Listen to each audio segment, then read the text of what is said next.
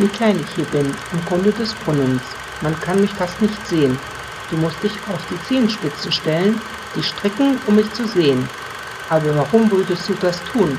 Dich für mich bewegen? Warum? Ich bin nur ein entbehrliches Wesen am Grunde eines Kraters, das mit seinen offenen Augen nach oben schaut, in Richtung des Lichts, das du mir eines verfluchten Tages geborgen hast und von der ich dachte, es wäre die Sonne. So viel Licht gab sie mir, so viel Wärme. Und von hier unten rufe ich dich, wissend, dass du nicht kommen wirst, nicht da sein wirst, weil du nie da bist. Und ich brauche dich. Und ich möchte dein Gesicht in der Öffnung sehen. Ich möchte, dass du mir deine Hand reichst und mir sagst, dass du wegen mir hier bist.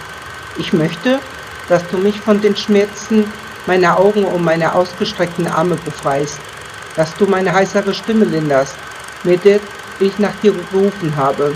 Lass mich nicht noch eine Nacht alleine, hier unten am Grunde des Brunnens, die Knie gegen mein Gesicht drückend, um mein Schluchzen zu verdecken, leichtsinnig vor wilden Tieren, Beute von Ungeziefer.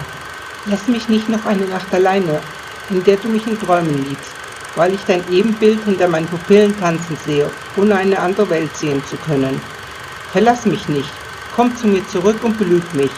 Sag zu mir, dass du mich holst, um mich in deinen Armen zu wiegen, um meinen Mund zu besitzen, weil du unendlich Durst nach mir hast. Sag es mir. Sag mir, dass der Hunger dich nach mir verzehrt, dass wir uns nur gegenseitig sättigen können, dass wir nur unsere eigenen Nahrung sein können, dass wir nichts anderes als die Lust zu befriedigen können. Belüg mich, sag es mir. Ich werde dich verleugnen, wenn es notwendig ist. Ich werde dich so oft verleugnen, dass meine Zunge voller Knoten des Betrug ist. Schleifen der Enttäuschung, bis ich deinen Namen im Fokus habe.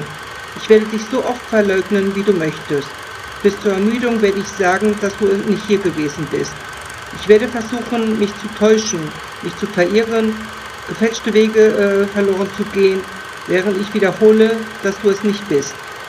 Und in der Dunkelheit des Kraters werde ich immer auf dich warten, blind, taub und stumm, betäubt von der Welt und den Menschen, mit dem Sinn schwimmend wie ein dämlicher Nieselregen, der sich über mir dreht in vollen schwarzen Wolken.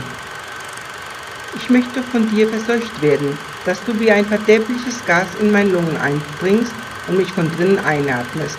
Ich werde warten, dass du mir sauberen Sauerstoff bringst, von dem, der dich zum Leben erweckt.